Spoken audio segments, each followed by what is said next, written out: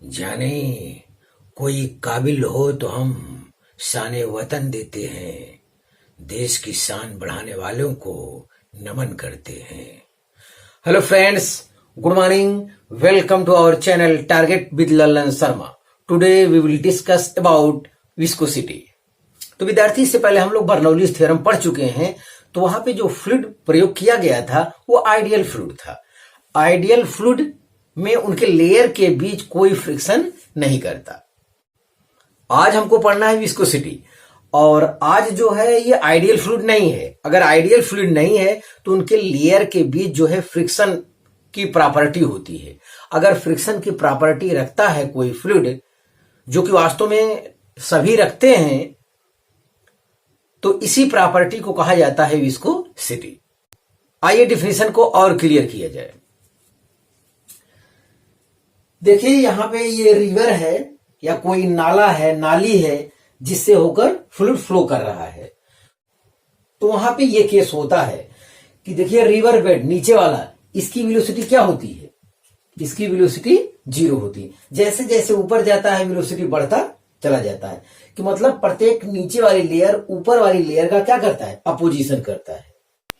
इसी प्रॉपर्टी को विस्कोसिटी कहा जाता है। तो जैसे जैसे ऊपर जाएगा वेलोसिटी बढ़ता चला जाएगा, और एकदम ऊपर सबसे ज्यादा वेलोसिटी होता है।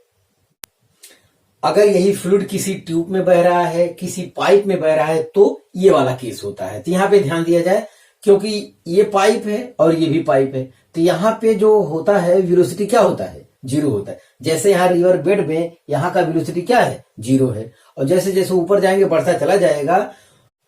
उसी प्रकार पाइप में भी जो पाइप से टच वाला लेयर होगा, वहां पे वेलोसिटी क्या होगा? 0 होगा।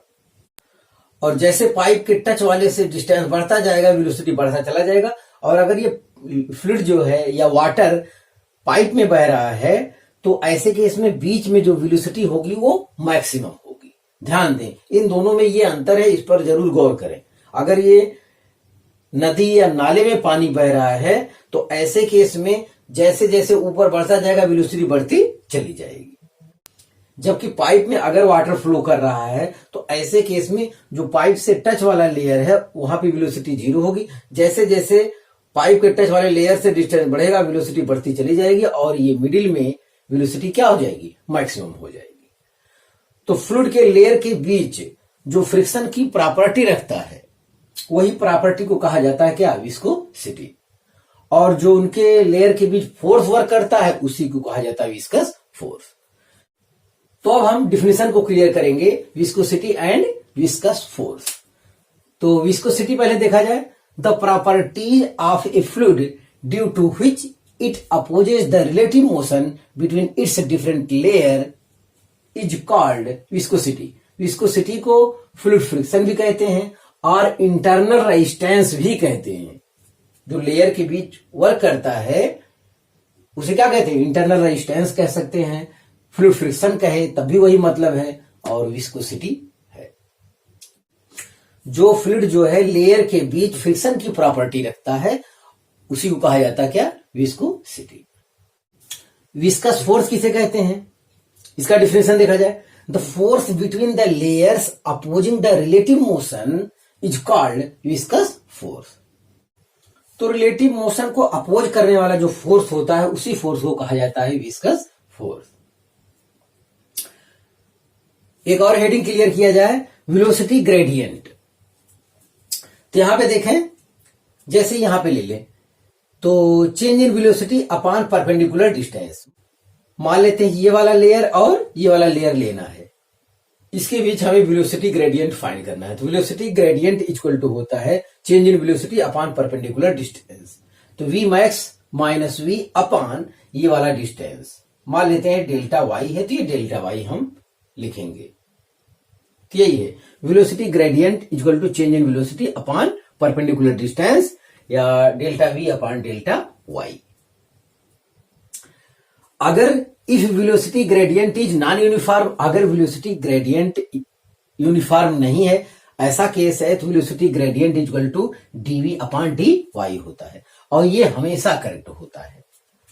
अब यही चीज डिफिनेशन में लिखा है, the rate of change of velocity with distance perpendicular to the direction of flow is called velocity gradient. तो वेलोसिटी ग्रेडियंट की हमको जरूरत पड़ेगी, ये चीज यहां पे ध्यान दें। अगर वेलोसिटी ग्रेडियंट जीरो हो जाए तो विस्कस फोर्स क्या हो जाएगा? जीरो हो जाएगा। इसका मतलब विस्कस फोर्स के लिए वेलोसिटी ग्रेडियंट का होना जरूरी है। अगर ये आइडियल फ्लूइड होगा तो वेलोसिटी ग्रेडियंट क्या होगा? जीरो होगा। वेलोसिटी ग्रेडियंट जीरो होगा तो विस्कस फोर्स भी जीरो होगा। जब नदी में फ्लूइड फ्लो करता है तो ऊपर वाली लेयर जो है नीचे वाली लेयर को आगे की ओर ले जाता है, जबकि नीचे वाली लेयर ऊपर वाली लेयर को बैकवर्ड खींचता है। तो ये चीज भी आपको ध्यान देना है। तो आप इसे कॉपी कर लीजिए, तो फिर आगे का कॉन्सेप्ट हम देखते हैं।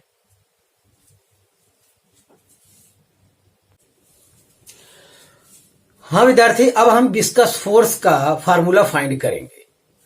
तो आइए देखते हैं क्वालिटी ऑफ कंसेप्ट। तो विद्यार्थी, सॉलिड के बीच जो फ्रिक्शन फोर्स होता था, जैसे एफ लिमिटिंग, ये हो जाता है म्यू एस इंटू एन, और एक होता है एफ इक्वल टू म्यू के इंटू एन। जब ऑब्जेक्ट जो है मोशन कर रहा है तो ये होगा, ऑब्जेक्ट जब मोशन नहीं कर रहा है, स्टैटिक फ्रिक्शन होगा, तो ये फार्मूला होता है। इन दोनों फार्मूले में हमें ये पता चलता है कि फ्रिक्शन फोर्स जो है कांटेक्ट एरिया पर डिपेंड नहीं करता है और ऑब्जेक्ट की स्पीड पर डिपेंड नहीं करता है। तो ये सॉलिड के बीच फ्रिक्शन का ये कंडीशन है। लेकिन लिक्विड में इसका उल्टा होता है, वहां पे एरिया पे डिपेंड करता है और स्पीड पर भी डिपेंड करता है। तो ये चीज आपकी जानकारी में होना चाहिए। अब हम लिक्विड के लिए देखते हैं Newton's law of viscous force. यहां पे देखिए, मान लो कोई रिवर फ्लो कर रहा है तो ये रिवर बेड, इसकी वेलोसिटी क्या होती है? जीरो होती है। एक लेयर हम यहां लिए हैं CD और एक लास्ट लेयर लिए हैं EF। तो CD वाले लेयर की वेलोसिटी हम मान रहे हैं V, तो dy डिस्टेंस पर इसकी वेलोसिटी बढ़कर हो जाएगा V प्लस dV। और ये लेयर की हाइट कितना है? Y है, तो ये कितना होगा? dy होगा। तो टोटल हो गया y प्लस dy, और इतना क्या हो गया? dy layer. यस, तो यहां रिवर बेड की वेलोसिटी क्या होगी? जीरो। ये रेस्ट पे रहता है, पता है, ये v है, ये v प्लस dv है।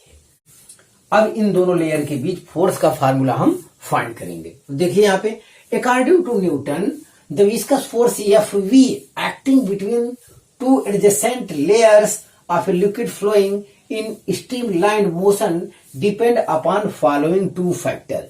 विस्कस फोर्स जो है टू फैक्टर पर डिपेंड करता है। पहला फैक्टर क्लियर किया जाए, Fv proportional contact area of the layer, ये लेयर के कांटेक्ट एरिया पर डिपेंड करता है, that is Fv proportional A। दूसरा पॉइंट है Fv proportional velocity gradient between the layers, that is Fv proportional dv upon dy, combining 1 and 2। तो Fv proportional हो जाएगा A dv अपॉन dy, तो Fv equal to हो जाएगा ईटा A dv upon dy, where eta is a constant called coefficient of viscosity of the liquid। अब ईटा है क्या चीज वो भी जान लीजिए। Eta equal to shear stress upon strain rate. Shear stress आपका हो जाएगा Fv अपॉन A और स्ट्रेन रेट हो जाएगा V अपॉन L। इसे यूं भी लिख सकते हैं, eta equal to Fv into L upon A into V। तो लिक्विड के बीच जो फ्रिक्शन फोर्स होता है ये फार्मूला होता है, ये चीज आपको ध्यान देना चाहिए। नोट में यहां चीज लिखा है, friction between solid surface and liquid surface in contact is Fv equal to eta A dv upon dy। तो जैसे ये देखिए, ये बोट है, मान लेते हैं, ये केवल लिक्विड के कांटेक्ट में है। अगर ऐसा कोई केस आ जाता है तब भी हमारा फ्रिक्शन फोर्स का फार्मूला यही लगेगा, ये चीज आपको ध्यान देना है। जब कोई सॉलिड जो है लिक्विड के अंदर इमर्ज्ड कर जाता है, ऐसी दशा में अगर वो मोशन करता है तब ये फार्मूला लागू नहीं होगा, उसके लिए स्टोक्स थियरम है जो कि आगे हम लोग पढ़ेंगे। और यहाँ पे ये चीज आपको जानना आवश्यक है कि सॉलिड के बीच जो फ्रिक्शन फोर्स होता है वो जो है एरिया पे डिपेंड नहीं करता और स्पीड पर डिपेंड नहीं करता, जबकि लिक्विड में ऐसा नहीं होता है। तो अब इसे कॉपी कर लीजिए, तो फिर इससे रिलेटेड कुछ और कॉन्सेप्ट हम देते हैं।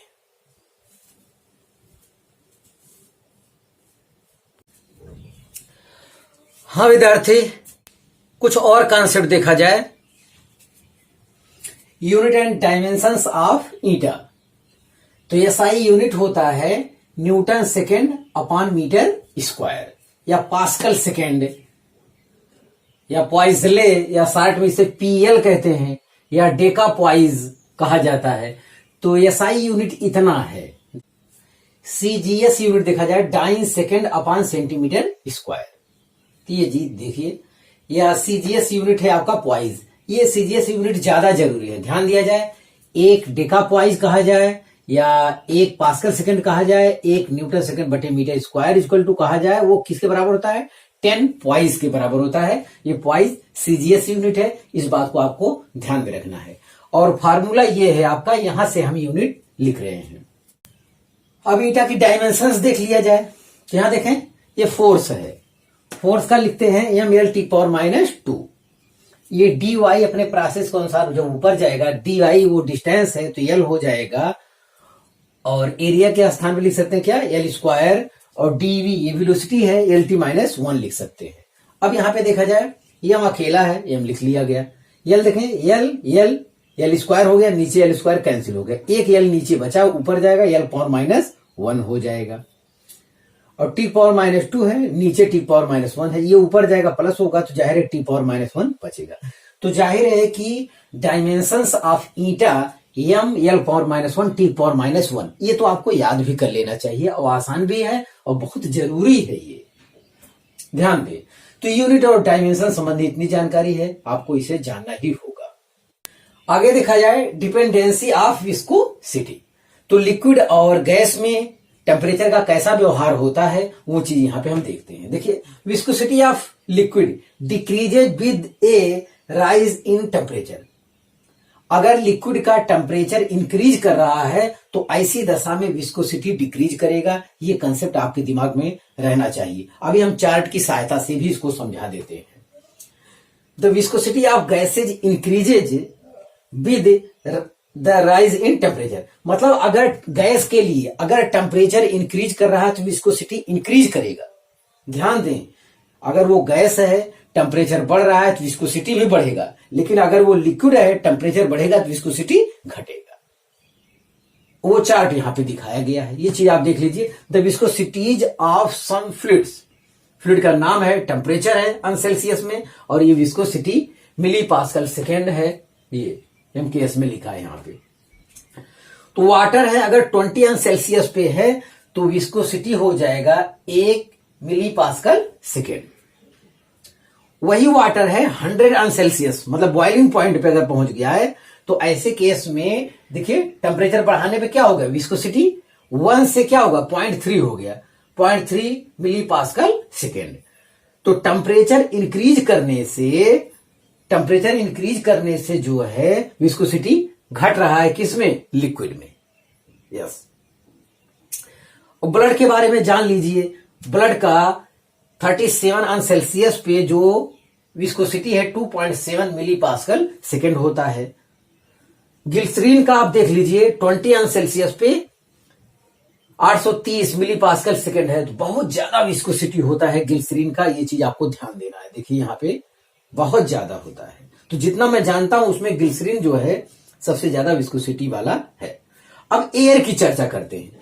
एयर का 0 सेल्सियस पर विस्कोसिटी आपका है 0.017 मिली पास्कल सेकेंड। अब टेम्परेचर बढ़ गया एयर का, देखिए फिर एयर है लेकिन 40 डिग्री सेल्सियस पे है, तो टेम्परेचर बढ़ने से विस्कोसिटी क्या हो गया, इंक्रीज कर गया। अब हो गया 0.019 मिली पास्कल सेकेंड। तो यही हम कॉन्सेप्ट आपको बता रहे थे कि अगर वो लिक्विड है तो टेम्परेचर इंक्रीज करने पर विस्कोसिटी डिक्रीज करता है, अगर वो गैस है तो टेम्परेचर इंक्रीज करने पर विस्कोसिटी इंक्रीज करता है। तो ये एनसीईआरटी का चार्ट है, वहां से इसको हम ले आए और ये कंसेप्ट है, तो दोनों को मिला दिए तो हमारा एक कंप्लीट थ्योरी हो गया।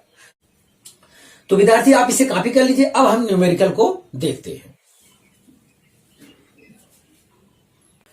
हाँ विद्यार्थी, एक क्वेश्चन देख लिया जाए। The velocity of water in river is 5 metre per second at the surface.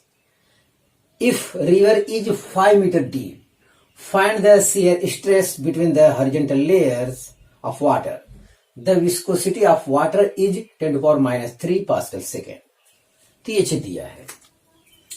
एक ये होता है रिवर बेड, ये तो 0 होगा, और ऊपर वाला जो हमको दिया है वेलोसिटी v इक्वल टू दिया है 5 मीटर पर सेकेंड दिया है, और ये जो डीप है डेल्टा y आप कह सकती हैं, ये दिया है कितना 5 मीटर। इतना हमारे पास जानकारी है। अब viscous force F V equal to हो जाएगा eta A delta V upon delta Y. तो F V upon A equal to हो जाएगा eta delta V upon delta Y, और एफ वी अपॉन ए हो जाएगा क्या, शियर स्ट्रेस।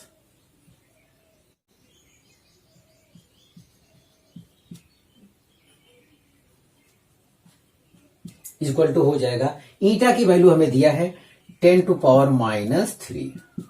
डेल्टा वी अगर हम निकालना चाहें तो ये हो जाएगा 5 - 0 अपॉन डेल्टा वाई, ये डिस्टेंस वो है 5 मीटर।